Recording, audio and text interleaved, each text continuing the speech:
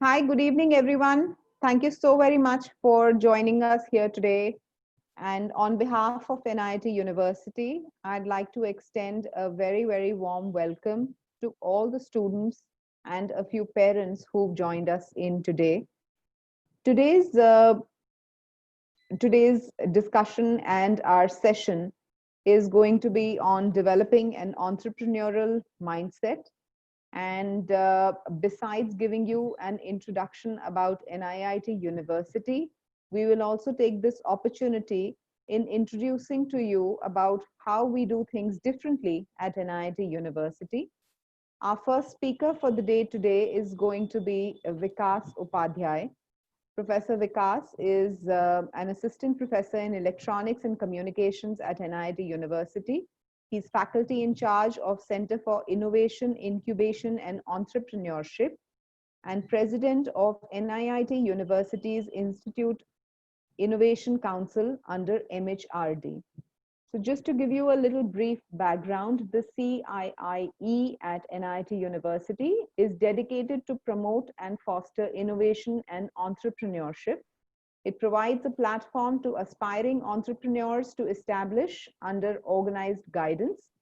And this guidance ensures a quick shift of design from the drawing board to market. And the mission is to help Newtons, as we fondly call all our NIT University students, produce sustainable business models and successful firms. This initiative is synchronized with GeoI's campaign of Startup India and helps to create jobs, commercialize new technologies, and strengthen the economy. The ecosystem of the CIIE at NIT University aims to provide the necessary environment for an idea to transform into a successful, sustainable venture. So over to you, Professor Vikas. Tell us a little bit about how we do things differently at NIT University. And before we move on to you, may I please request all of you to kindly put yourselves on mute and also to put your gadgets around you on mute. We'll be very happy to take on additional questions as we go along in the evening on the chat window on the right-hand side. And we'll get those answered by our speakers as the session proceeds. Over to you, Vikas. Thank you, Manisha. Good evening, everybody. So as Manisha introduced about CIIE, let me take you through about what initiatives that we are taking at university, so as to encourage students to come out with innovative ideas and going towards establishing their own startup. So the first thing in the whole process is the program architecture. Let me begin there. The program architecture of all undergraduate program that includes BTech, IMBA program, MSc Computer Science program. All these programs are molded in a manner that project-based learning is sitting at the core of these courses. So that means that in most of these courses that are being offered, the projects comes as a part of the course, which bridges the gap between the academia and the industry. And these projects generally are being identified by the Newtons themselves. So as Monisha introduced that when Newtons is it where we address our students. So these students, they identify their projects, form their team, and then start working towards this. These projects move from the very first year to second year, third year, and the R&D projects and other projects which starts coming in, which provides little depth in the research as well as design part. Once any faculty or any team identifies any particular innovative idea, then they start approaching to CII, and formally this center comes into the picture. So the role and responsibility of CII, that is Center for Innovation, Incubation and Entrepreneurship, is to provide a platform where these innovative ideas are going to be discussed. And then once we find that any idea is worth spending time, energy, Then as a follow-up, the support which starts coming in. The support is in terms of mentoring. So it starts with assigning a mentor from university, and then it goes outside the university, which is where expert comes into the picture. These are the entrepreneurs, and these are the industry experts of a relevant area. So once this mentoring starts in, then student it starts getting support in terms of infrastructure. That means these teams gets the same facility which a faculty member is getting in the university. That means they are going to sit nearby a faculty. They will be allotted the cabin inside the faculty bay, and so that they closely start working with these faculty members as a mentor. And then the other facilities like the computing facility, and in terms of if they require any registration support, which we highly encourage them, that is when they have a startup idea, then they should go and then they should register their idea outside the university.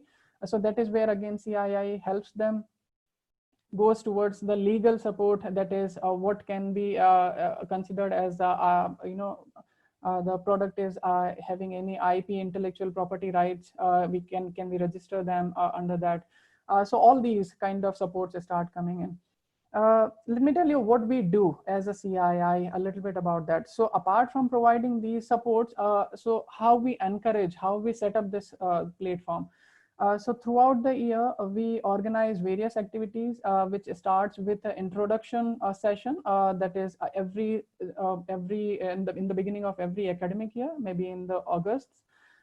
Then we formally introduce everybody to about CII functionality, and then it goes towards organizing Ideathon, which is where they identify their own idea, and then they start going towards identifying solutions. We also organize, so that is the first stage is about proof of concept development, which leads to the product development, which is where we start organizing hackathons, startup expo, Silicon the Art, that is the place, that is the platform in the university where all innovative ideas gets discussed. So in a similar manner, there are many entrepreneurs which we call regularly, so that they can share their experience with these Newtons. So the list continues as such, the activities. At last, let me talk about the success story as well. So till now, if I share in numbers, then 48 different startup ideas emerged from an IIT university since inception.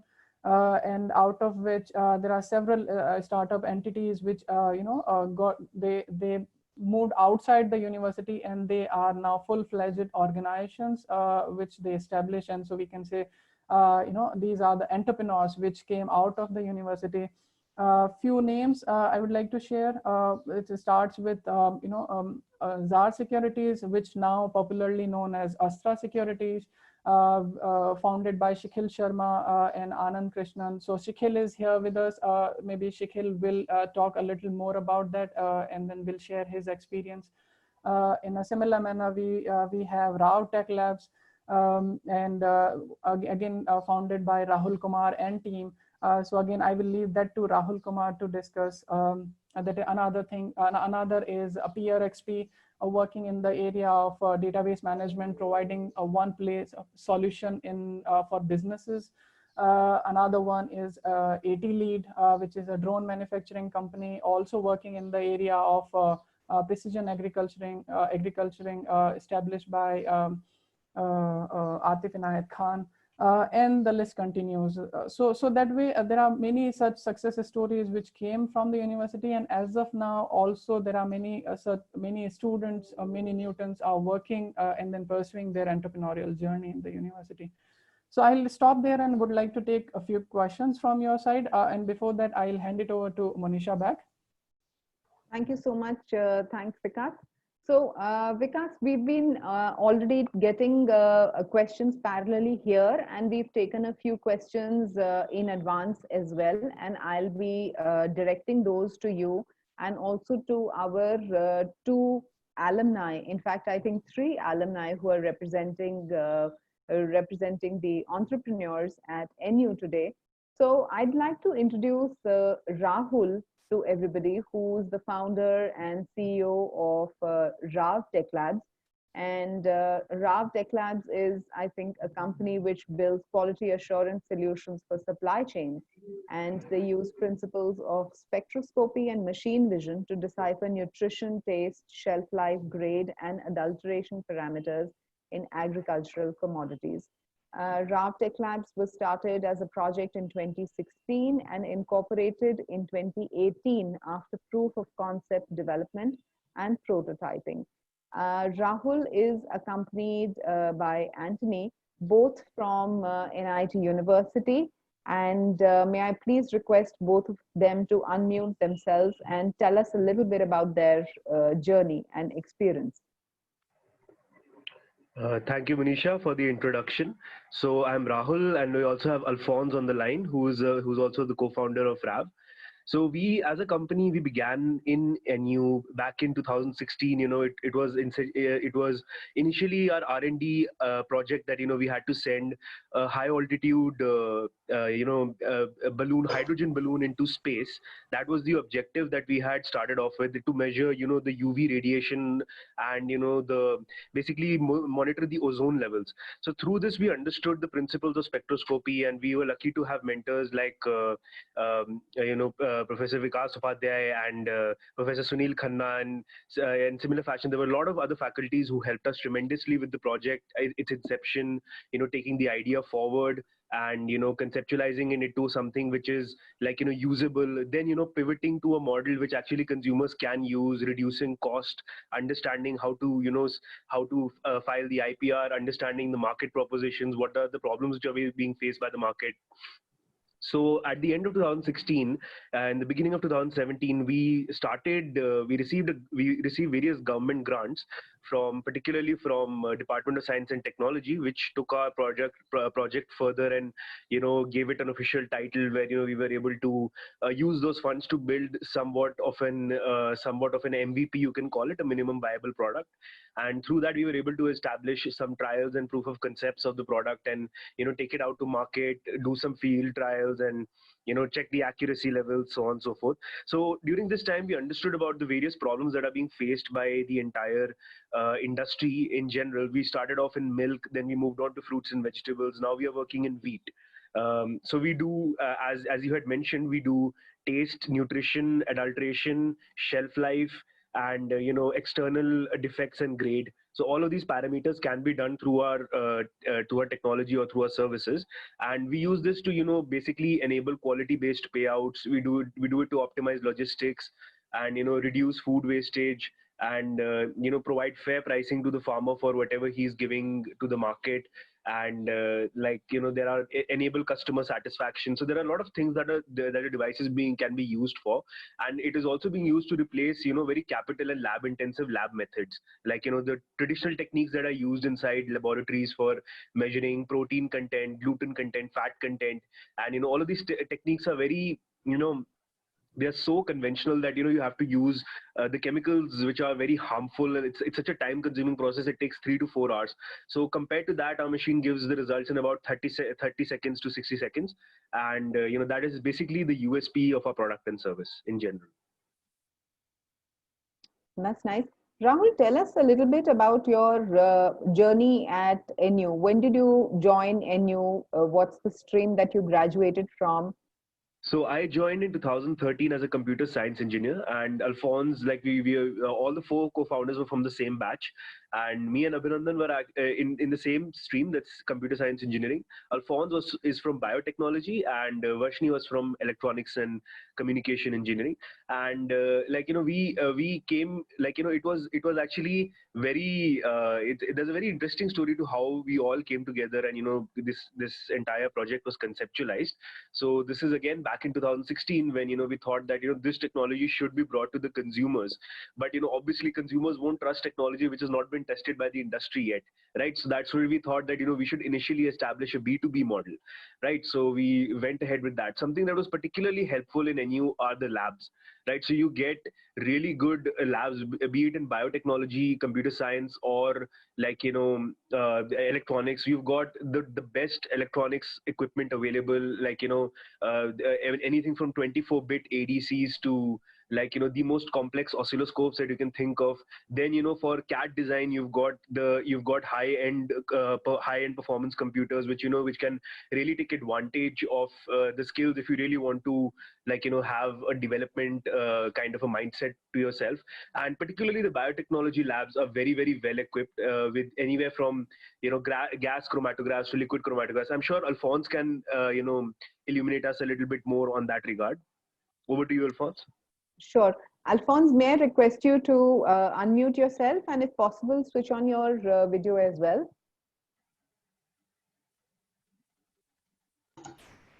Hello, am I audible now? Yes. Yeah, so just to take over what Rahul was talking about, I'm a graduate from NIT University in biotechnology. And, we as biotechnologists, there's a very less, student intake, but the kind of infrastructure and the kind of exposure that we got from the biotechnology stream itself, in itself is very useful for us.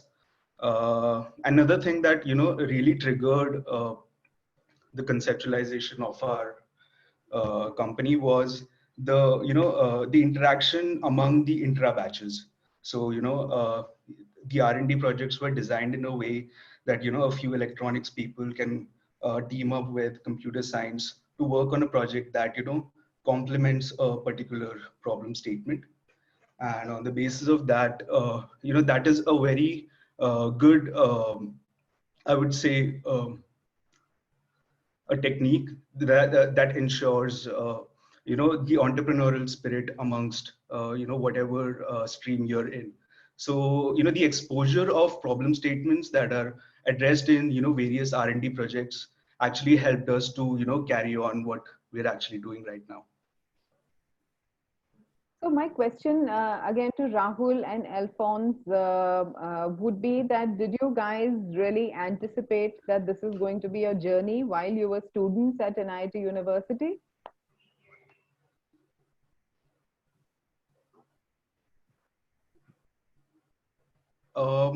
So honestly, like when we were back in college and we were just started to work on this particular problem statement, and we were pivoting from one place to another to understand the problem better. So it's all about how much deeper that you can willing to solve the problem is results in the formation of the team and like gearing up for what's out there.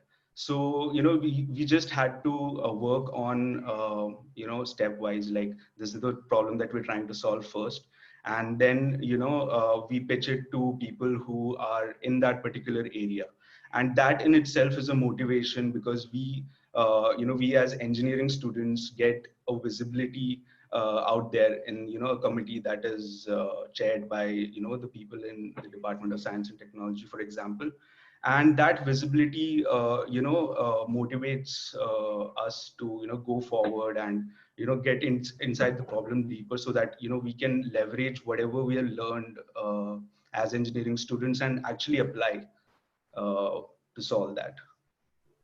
So, like, just to add to that, in my personal experience, the things that we learned in college, especially from the entrepreneurship classes, were such a big plus for me, and like, in a personal capacity, that we've been able to use that at various points of of our journey, like particularly the negotiation skills that were taught, like the fundraising skills, like this is what Series A means, this is what seed investment means, like understanding the various forms of IPR that are present, like copyrights, patents, trademarks, and trade secrets. All of these things are very, very important when you look at it from a perspective of what is being taught to you at an engineering school. So there needs to be holistic development, which I really think was given emphasis upon in our college, and to be honest, I'm very grateful to you guys for that.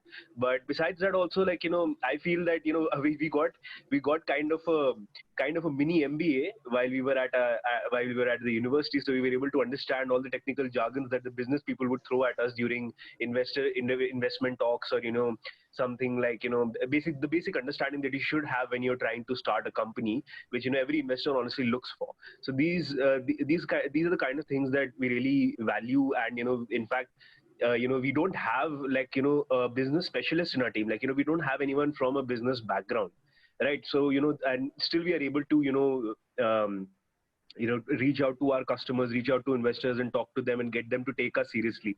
And we believe that it's particularly because we did not need an MBA to acquire those skills. So just pointing out. So there's a question that's coming from the audience, and Jatin from the audience wants to know that how did NU help you in your development into successful entrepreneurs, and rather than just technical expertise?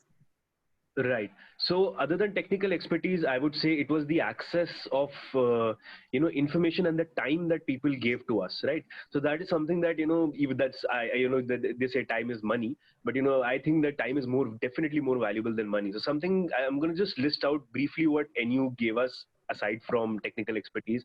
First thing they gave us was an office space. Right. So we being a hardware related company, right, we had to work on our own PCBs. We had to develop them from scratch, test them out, prototype on various kinds of systems, use different kinds of tools like, Altium and Eagle, and, design those PCBs from scratch, then test them out on various kinds of softwares and, all of that. So we needed a proper space for that, right? We needed to practice pitching to people, and, it's very difficult to get that done in your own room, and even in classrooms when they are free, it's not ideal. So that was something that was very valuable, that was given to us right at the point when we started, discussing the idea with the administration, and that we want to take this forward. I mean, we did not even receive any funding, but they took us seriously. They took the initiative that we took. They took it seriously, and they gave us a little bit of space to work on it. And besides that, the thing that really counts initially is the motivation. So we realized that there are other competitors out there. So what we are doing really worth it? Right. So that at that point of time, I still remember stepping into the vice president's office and, trying to talk to him about this problem. So he told me that every company has their competitors, right? Without competition, the whole game of the whole game becomes like, kind of it loses the fun in it, right?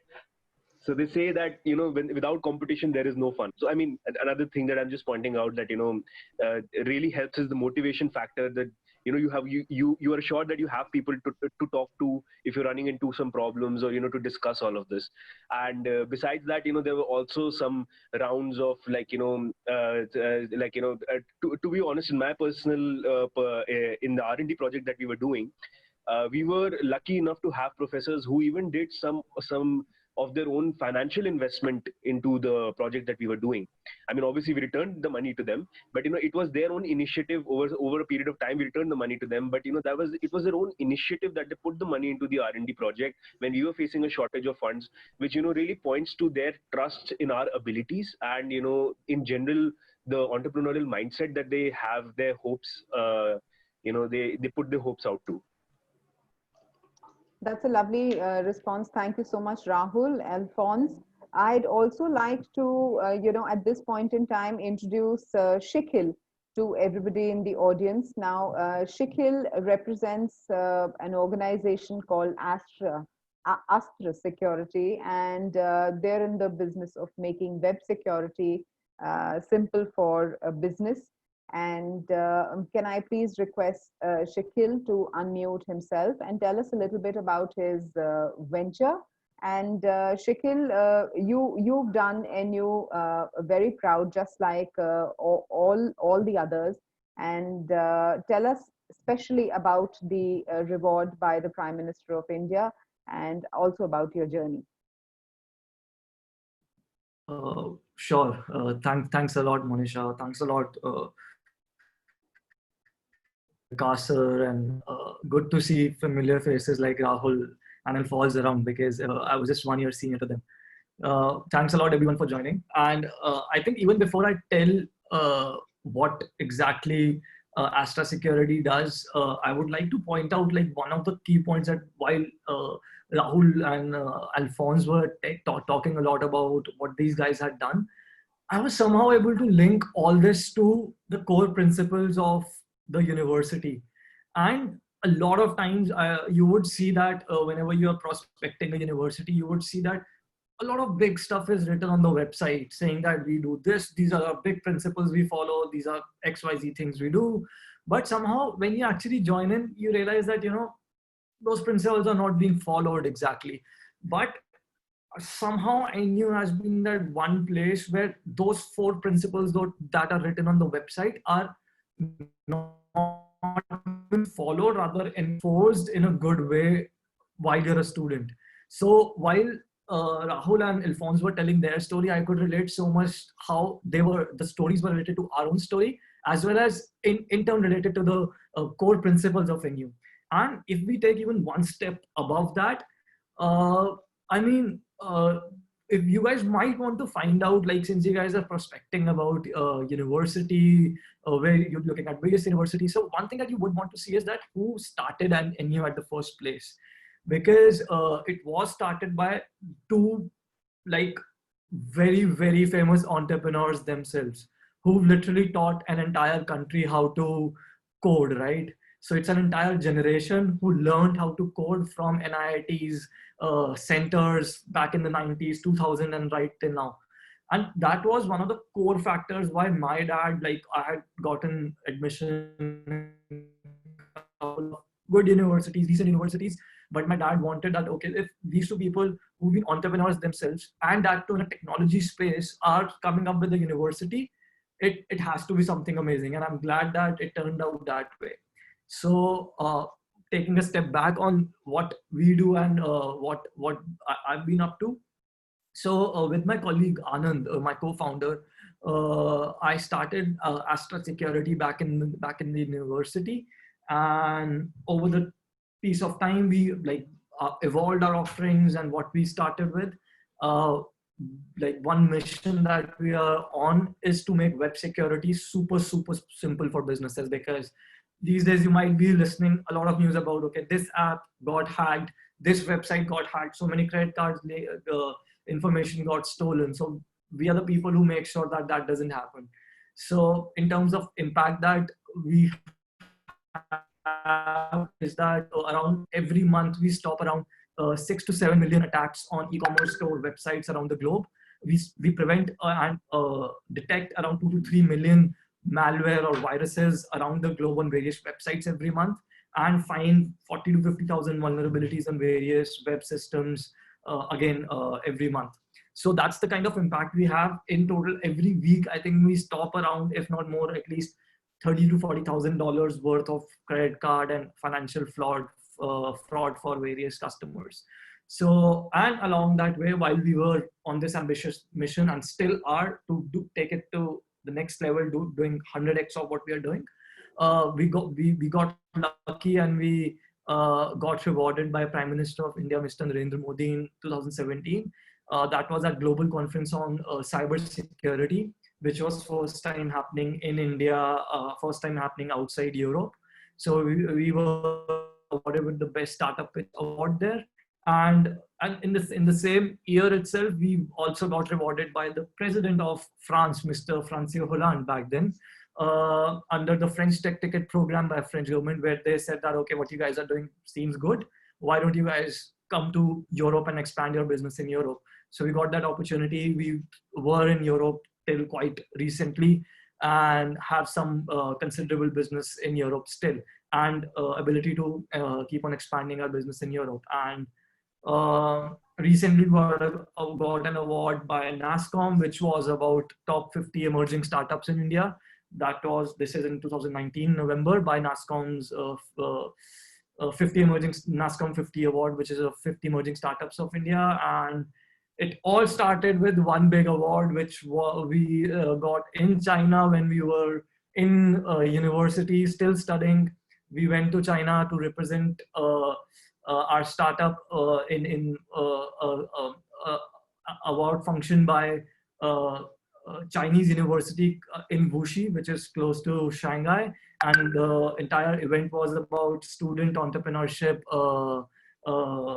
awards, something like that. And there were around 300 teams from around the globe where we won the first prize for our technology. And that's since the first award is the biggest kicker. After that, it's even if you get from the PM, it's not that big a kick, I must say. So the first award that we went was when we were in China, and thanks to university, there were a couple of professors in the university who told us that, why don't you guys apply for this award? And we did this, a trip to China, and won that award. So that's what we've been doing, trying to make web security super simple, and getting some motivation in between because of the awards that we get, and making progress, and I hope making our university proud as we move forward. Absolutely, Shakil. Absolutely. It's always wonderful to hear you speak.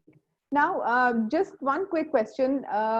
When you joined a couple of years ago, was it on your mind that this is the journey that you are probably wanting to take, or did you join with a different aspiration? How did that change along the way while you were still in college? Tell us a little bit about that.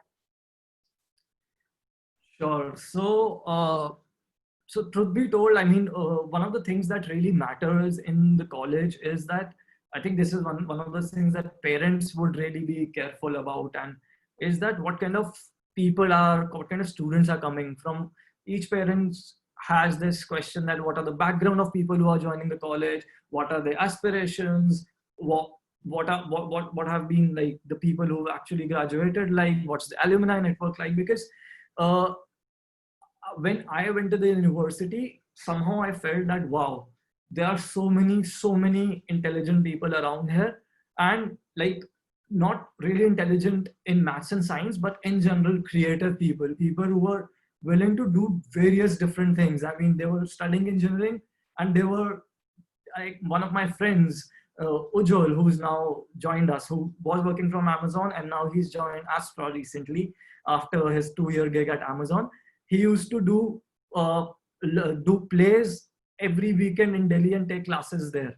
So people who are so creative in nature, when they come together at a place and coming from really good families, doing interesting things, I mean, you don't have to, I mean, I would say that I would be on the rather dumb side of people, but somehow I was in company of so many intelligent people, I got lucky. So that said, when I actually joined, I had no clue what entrepreneurship is, leave alone knowing its spelling.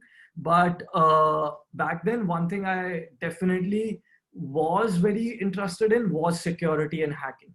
And that's when I actually met Anand, who's my co-founder. And individually, we used to run our separate blogs.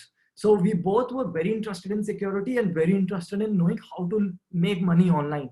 So I used to make some money online through my blog, advertisements and all that. And he used to do the same.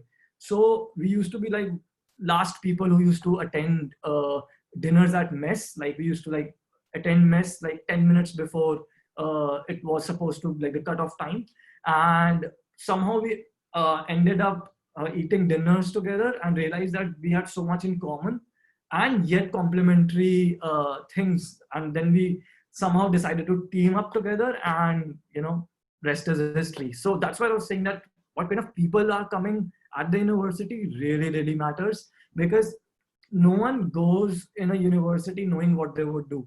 And I've like never been that person who's makes a SWOT analysis and says that one fine day I think this part of the thing has, this particular industry has scope, let me do that. That's like, you never know in a world which is so evolving what would be the scope going forward. But if you're willing to hustle and try 10 different things, one of those things would definitely work. And is definitely that one place that fosters that flexibility, fosters that innovation, and gives you an ability to try, fail, and then try again. So yeah. Great. Thank you so much, Shakil. And I have a lot of questions that we've collected in advance, and many questions that are coming in from the audience now. I'm going to direct those questions to each of you, including you, Professor Vikas. My only request is please be as brief as you guys can so that I can take in as many questions. So the first question I have from Mukherjee in the audience is that if I get into NIT University and I have an innovative idea, what would be the process that I will have to pursue to convert those ideas into practice? Maybe we could have Professor Vikas beginning with an answer on this briefly.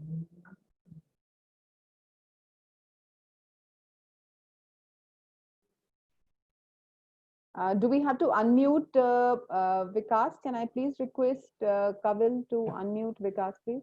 Yeah. Yeah, thank you.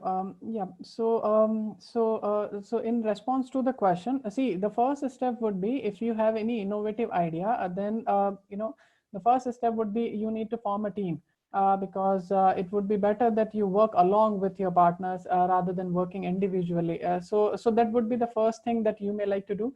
But anyway, directly when you join the university, the first platform that you need to get in touch would be CII. As I said, that is the separate center that we establish in the university for this innovation and anything that comes under this big umbrella. So once this idea comes to the CII platform, as I mentioned earlier, that is we start one thing that we are going to do would be we are going to provide a mentor that is specific to the technology on which you are going to work. We are going to provide a faculty mentor to you who is going to work with you, and then followed by that there are various steps that the team is going to go through that involves converting this idea into a kind of proof of concept. Then the infrastructure support and other things start falling in place. So I would say the first thing would be if you have innovative idea, approach CII in the first place, and we are going to assign the mentor, and the whole journey begins there. Great. Thank you so much, Vikas. I have a question from Akansha, which says, please elaborate on the novel ideas on which an entrepreneur can build his or her business on. Okay. So the idea as such, so when we talk about the innovative idea, either you need to think on that is your idea is something very unique, which is not existing, on which there are no such kind of any solution which is available, which I think is very unrealistic. Because if you are thinking on that line, then there has to be somebody else also might be thinking on the line. Otherwise, the problem it's in its place should not be there. But yeah, if it is very unique, then that is the one thing that you can look for. Or the other thing that you can think about would be that the problem statement for which there are many solutions, how you can come out with something new or something to add to the existing technology, existing solution, for which you can claim that, okay, this is something innovation, and you can go towards your intellectual property right. Or you can again go towards starting your own startup. So these are two ways generally people take, and you need to identify that which you would like to take. Great. Thank you so much, Vikas. I have a question from Preet Harichandan in the audience, who would want to direct this question to any of our alumni, that what is the mindset before starting a startup and how do you manage and collect clients?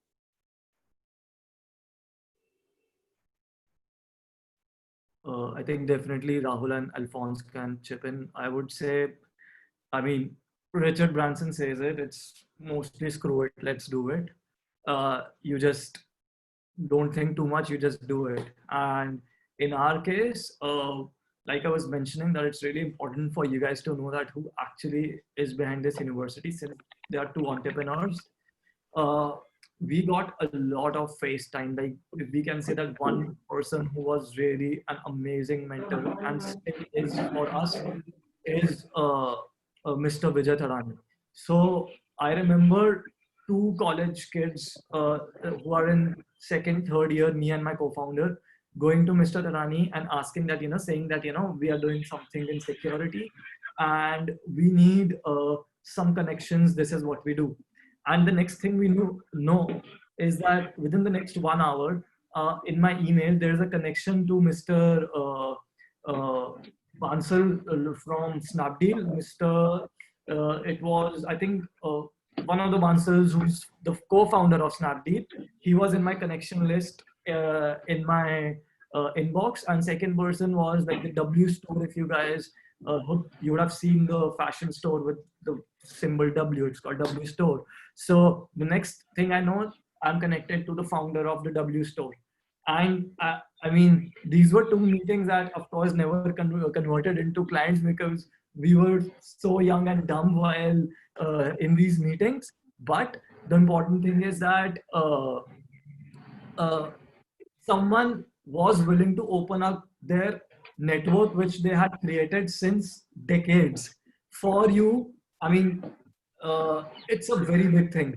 So you need to find out that, during when you're actually starting up, the first customers always come from references and within your network. One of our first customers, if you would have uh, seen Car Dekho and Gaadi.com, right? These guys were one of our first customers, and how we got introduced to them was by one of the persons from a founding batch who was working for these companies. He told that, you guys are the best security guys I know. Would you be able to do a security audit or find any vulnerabilities in Cardecco's application? And we were like, yes. And since then, like, Cardecco has been a customer ever since. So the first set of customers, you need to hustle a bit, but like the network and the people that are around you, you need to making sure that they are really sharp and well connected people, because that's from where the first customers would come in. And I'm sure Rahul would have something to add there. Yeah. So actually, we like to share our story when, we got in touch with our initial pilot clients, which were Big Basket and Mahindra. So, in that, it's not like we hadn't approached these companies before. It was, you have to find the right person to approach in that company, right? You can't just be, reaching out to Big Basket's, team, which is, on their contact us point in their website, and, write that, we can do this for you and we can help you solve this particular problem. No, that's not how it works, right? You have to find the correct point of contact, and this is something that you have to do yourself, right? You have to know that, whether you have to reach out to the quality assurance team, that was in our case, or, to the cybersecurity team, which is in there in Shakil Bhaiya's case. So, all of these things really matter, where, you need to understand this is the person that I need to reach out to. Now, how you reach there can be through a contact in your list, or can be through pushing some people on your LinkedIn profile, or, even reaching out to the people at NU and, talking to them that, we need to establish connect with these people, and I'm sure they'll help you out. Right. So this is, I think, one of the most important things. Yeah, so just to summarize, and if I would like to just suggest the future game changers and the future entrepreneurs that NU is going to host, it's there's a general facade of how flamboyant entrepreneurship is from the outside. Like people always talk about how successful it is to have a company, or to like be an entrepreneur in itself, but the actual core problem that we are at the end are problem solvers. So the kind of education we are exposed to, and the kind of problems that we are facing, if you are willing to solve that problem, only then you succeed one step at a time. So the general mentality should be around solving problems, and I think engineering colleges are very catalyzing to such environments. Great. So I have a question from Amod in the audience, who wants to specifically ask, is there a connection between having a computer science engineering degree and entrepreneurship? Do they make you think like entrepreneurs? So that has a very interesting answer. Okay. I would suggest. So see that, if you look at majority of the startups in the world today, the highest number of startups do come from the computer science background, right? And I personally think that there is a connection to it, and the particular reason for that is that computer science, when you study a computer science engineering degree, it's not just computer science that is covered. That will be at most 3 or max to max 4 courses in a semester. The rest of the 2 courses cover other important skills that you have to obtain, right? So we were taught how to design a PCB, how to fabricate it. At NU we were taught CAD modeling, and we were taught engineering graphics. and all of these other fields which are taught to you. So I think that when you start thinking about solving a problem, as long as there is a technical way to solve it. I mean, you can't say that I found a new way to open a kirana store. No, that's not on. I mean, it is still entrepreneurship, but it's not innovative, right? It's already been done before, and since like since the 18th century, I would say, right? That is not innovative, right? So if you want to do something innovative in today's world, the way we define it is through technology, and technology means there has to be some kind of programming or coding aspect to it, right? And like I think this is the general opinion I have, but it definitely does not stop anyone from any stream. Definitely even biotechnology people go through the same process. Again, they are not taught all the same courses. Like obviously the structuring of the courses is different, and they're more specific towards biotechnology, but they are also taught computer science, they're also taught programming, and PCB fabrication and engineering graphics. All of these skills are taught to you. So it's at the end, it's about how you think about the problem that really matters. Even an economics major can end up doing opening a software company business, but will he have domain knowledge about it? Not at all, right? You'll have to find co-founders who have that domain knowledge, so you can you can solve that initial problem at the beginning, when you have a little bit of coding experience yourself, so you don't have to reach out to people and spend a lot of money on that. Thank you so much, Rahul. My next question comes from Shantanu in the audience, and Vikas, I'd like to request you to answer this, because this question specifically talks about diversified disciplines like engineering and management academically, and how a college creates a culture of entrepreneurship.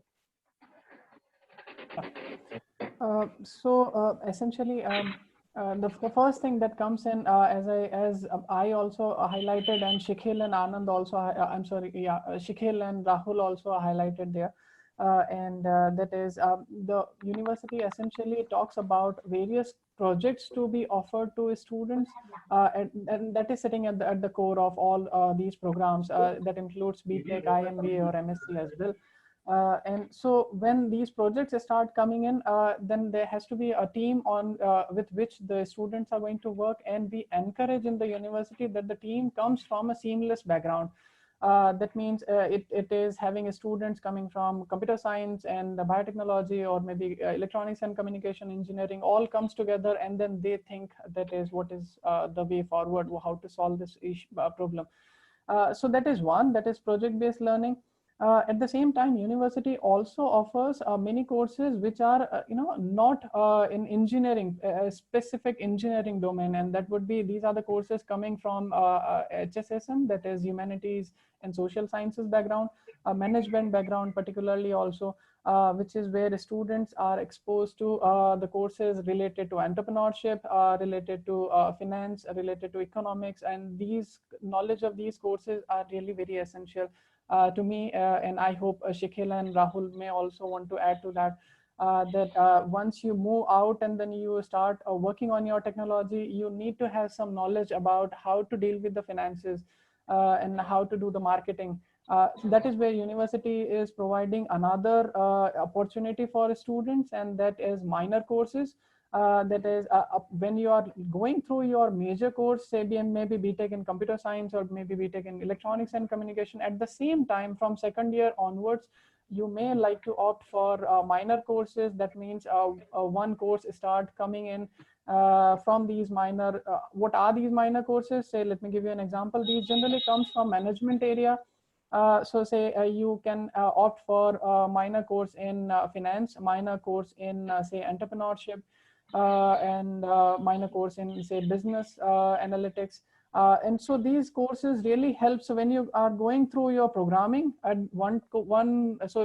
ensuring that the technical part is sound, at the same time now you are learning that is how to use the technical part, and then how you are going to balance, or convert that into any financial plan in the coming future. So that is what is university is having to offer here. Thank you so much, Vikas. And another question that comes from Priyanka in the audience is that what do you do differently at NIT University that makes the students think like entrepreneurs? Right. So again, I'm trying to highlight this thing again and again, and that is the project-based learning. That is sitting at the core. the seamless approach towards that, that is multiple disciplines coming in together, that is sitting in the core. And so we at CII also, and other faculty members in a similar manner in their courses, we generally at the end of the semester, if it is a course related project work, we come out with an exhibition, which is where and a competition, which is where all students start showcasing their project work.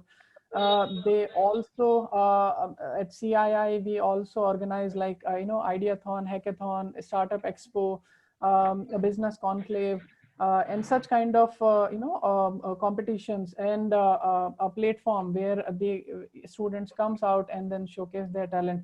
Also calling on the entrepreneurs coming from the outside so that they can share their experience. So all these activities are being done in a systematic manner, one step at a time, so that at the end of 1 year, the cycle completes, and we are having some startups coming in the line. So that is the process. Thank you so much, Vikas. Thanks. Alphonse, I believe you graduated in biotech from NU. So how was that journey, the qualification of biotechnology as compared to what you chose to do? Will you be able to give us a couple of Sure. snippets? Sure. So to start with, like biotechnology, it's a very, very generic term. Like there are at least 1 million things that are associated with the subject in itself. And NU has, had the capability to, expose ourselves to, all the different aspects what the course has to offer. For example, like genetic engineering, exposure to biochemistry, exposure to microbiology, where we both have theoretical and practical knowledge to work with the microbiota like bacteria and fungi and so on and so forth. Apart from that, exposure to healthcare domains like immunology, human biotechnology, plant biotechnology. So, the faculty had a diverse domain themselves. Everyone had, a specific specialization, and we had, plethora of visiting faculty that were very reputed from different institutions like the Institute of Virology, the various ICARs in India, and where they themselves shared their research experiences with us. Another important part that triggered my journey in specific to pursue this particular thing was exposure to various kinds of practical knowledge. So our labs, we have 2 very huge labs which are equipped with various kind of analytical machinery. Not just for BTech students, there were MTech students as well, and a few PhD scholars who were both in the teaching discipline and they were working on their dissertation, which are usually 3 to 4 years long of rapid experimentation, and you made it possible to give them a platform with their well-equipped labs to achieve that. Apart from that, there are various there are actually very imaginative ways of dealing with problems through biotechnology. Just in case, for example, one of my friends and my batchmates, Satyam Bhasin, he's working on something that is called systems biology. So they design drugs for various kinds of diseases on your computer. So biotechnology just does not mean that you have to work in labs 24/7. Of course there are domains that need that kind of a skill set, but there are, just because of what we're talking about, the intermingling of the computer science and various other domains, made it possible that a biotechnologist can have a computer related job. So far that what my case is into, like I was very fascinated by the various kinds of analytical techniques that biotechnologists use, and that's where the concept of spectroscopy played in. And I personally realized that making just this technology smaller and more portable will have a very good impact. So it's not just research, it's exposure to applied research. You don't have just to work in an R&D lab for 10 to 12 hours a day. There are innovative ways of how you can solve a particular problem by taking the tangent of applied research as well. Okay, thank you so much, Alphonse. And I just have the last three questions. I won't be able to take any more, and I'm requesting the answers, please, to be very brief. My next question is from Anurag in the audience, who specifically wants to talk about a tech company, a software company that he wants to start, and is Python language good to start a tech-driven company? May I please request either Shikhil or Rahul to take that? Yeah, so I personally, we in our workflow we use Python a lot, right? Okay. But the place where we think that it lags a lot behind is in the in the general because Python is a language that gets interpreted, it's not compiled, right? So there's a huge difference in the speed that you will expect from let's say comparatively a Rust or a C to C++, Sharp, or even Java for that matter, right? So I would suggest that when you're building the front end of your application, right, that means the part where the UI is being interacted with, right, so that can be done especially if it's on a mobile or a general platform. You should target the specific platform that you're trying to reach. For Android it's Kotlin or Java, for iOS it's Swift or Objective C, for Windows it's C# and .NET, and obviously there are various other ways to do it. There's cross-platform libraries. So if you want to be more of a jack of all trades rather than a master of one, I would suggest that JavaScript is a good way to go forward for the front end. And for the back end, you can still use Django or Flask to create those RESTful APIs where you can really take advantage of the speed of Python in the back end, whereas you can provide the advantages of the large available libraries in Python to the front end user. Thank you so much, I mean, Rahul. that's from my perspective. Yeah. Thank you. Thank you so much, Rahul.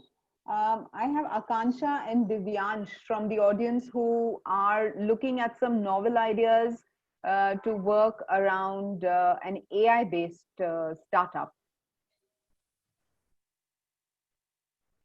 Which of you would like to answer that? So, AI is a very broad term. I mean, I guess, when you say AI, you have to be more specific. Can you just repeat the question once?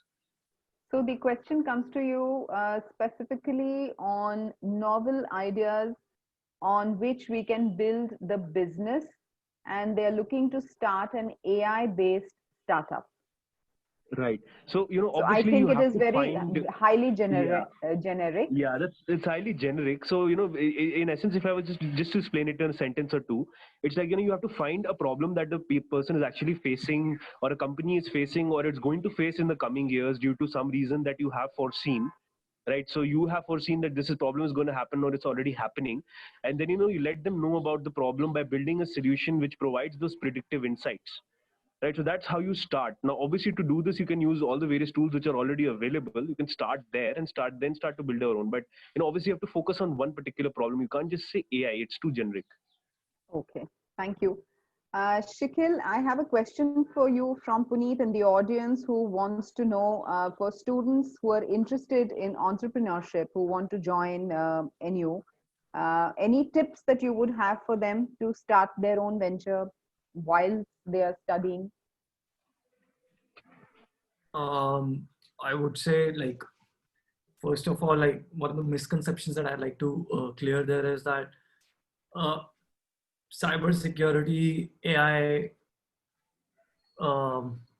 big data, all these things would, IoT for that matter, would look really flashy, but in the end, these are technologies. They are means of doing stuff, not necessarily, I mean, just because you're reading your story articles or news articles saying that this AI startup bagged XYZ amount of funding doesn't mean that you need to start an AI or cybersecurity or IoT startup, because there's a chance that the problem that you're trying to solve does not even require AI, but it's the most way better, more sophisticated solution that already available. I mean, truth be told, take WhatsApp for that example. It started what 10, 12 years ago, and it just eliminated text messages. That's all it did. Rode the boom of internet penetration and got sold for some 19, 20 odd billion dollars, right? So one of the problems sometimes we engineers uh, think is that we can solve everything with technology without thinking about the use cases and distribution. And one of the biggest innovations that I've seen is distributions, not actually technology. You could be making the best and the most amazing product within a niche, but if it's not distributed, it's as good as it didn't happen. So that said, one of the things that I would definitely that you're someone who's interested in entrepreneurship, which I think you definitely are since you're attending this, be sure to start early. Be very cautious of the fact that you need to do something in entrepreneurship, because there's a chance that it takes 3 years to even get you to a considerable revenue that you don't have to find a job after you graduate. So that should be the aim. The first milestone should be that I don't want to intern, or I don't want to take a job anywhere. So I need to reach fastest to a particular revenue stage. So start really early, because you won't necessarily get it correct at the first time. Make a lot of mistakes on the way. I mean, don't hesitate in taking big risks and making mistakes. And very important, be shameless and always play student card. This is one thing which won't ever stay with you, because this is not my advice. Mr. Tarani gave me this advice. He mentioned that I connecting you somewhere means that, oh, so and so person of a public company connecting you, simply writing an email to a CEO saying that, hey, I'm a student here, he'll feel bad about not replying to you. So play student card as much as you can. It'll go, I mean, you'll just have 4 years of your life to play that card. So exploit it like crazy and be very shameless in asking people. I mean, Apple, when it started, Steve Jobs was no one, and he called CEO of HP just like that, saying that he wanted to intern for them. I mean, this is before even starting Apple. So that's how things work in India also. You just have to ask, and to ask, you have to be shameless. So these are 3-4 things that's wonderful tips coming from you, Shikhil, and I'm sure the students who are listening in today are very quick on making notes. Any quick closing comments? I can just give a few seconds to Rahul, to Alphonse, and to Shikhil quickly for some last minute closing comments and tips. Just quick ones. Sure. I mean, I would like, one thing that I'd like to mention is that just don't, I know what stage you guys are in. I was also there 4 years ago. Don't go crazy on figuring out too many colleges or doing too many, SWOT analysis. After a while, you would know where your heart is and just go with that. I didn't explore more than a couple of colleges and just went with that, and it would go well. I mean, NU is a great place, and even if you're considering someplace else, just don't go crazy with the analysis and all that. It doesn't do any good to anyone. And if you're interested in entrepreneurship, start early. That's it. That's all I'd like to say. And feel free to reach out if you think that I could be of any help at any. Thank you very much, Shikhil. Rahul, you're trying to say something? Yeah, so basically, what we learned initially during our process was that, we started in the 3rd year. By that point of time, there were so many people in the domain that we were working with, right? So, my advice to be general, again, like Shikhil said, start early. That is obviously very important, right? And, think of a different way, or be very, very specific about how you want to solve that problem. Okay. And the second thing that I'd like to suggest is that, if you're getting into entrepreneurship, for your customer, okay, don't just provide one solution which does one particular thing. Try to aggregate more solutions into your product, right? When you say like, you want to build a software as a service model for a company. I mean, if you know about the story of Zoho, I'll just take a minute here. Zoho was a company that started off just by providing, easy accounts to people, right? So it was an accounting software, and that's how they started. But look at it today. They are like one of the direct competitors to Google services, right? So they started as an SaaS, but now they've aggregated so many services onto one platform that they are generally like, so you provide your customers a more holistic package where, they can do a lot with your platform, on your platform, so that, they really get attracted to it. So that is one thing I would like to suggest that is not already mentioned. Yeah. Thank you so much. Thank you, Rahul. Uh, Shikil, are you saying something? We can't hear you.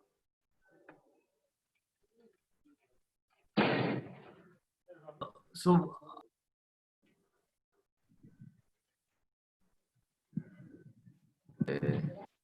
I'm sorry, just what Rahul mentioned, like even think about being failing and starting up again. That should be really in your DNA, because he mentioned the example of Zoho being an account software company. A little bit farther, if we go in the history, Zoho started as making hardware devices for networking companies. So that's from where they are coming, and now what they are doing, and a crazy multi-billion-dollar company without even outside money. So yeah.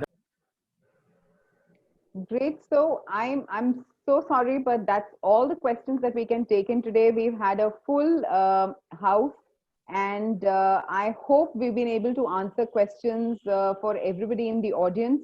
And I'd like to thank each of our speakers, Professor Vikas, Shikil, Rahul, Alphonse, everybody, and an even bigger thank you to this wonderful audience. And I hope we were able to resolve all your queries. In case we've missed something, we'd love to take those offline through our regional admission teams.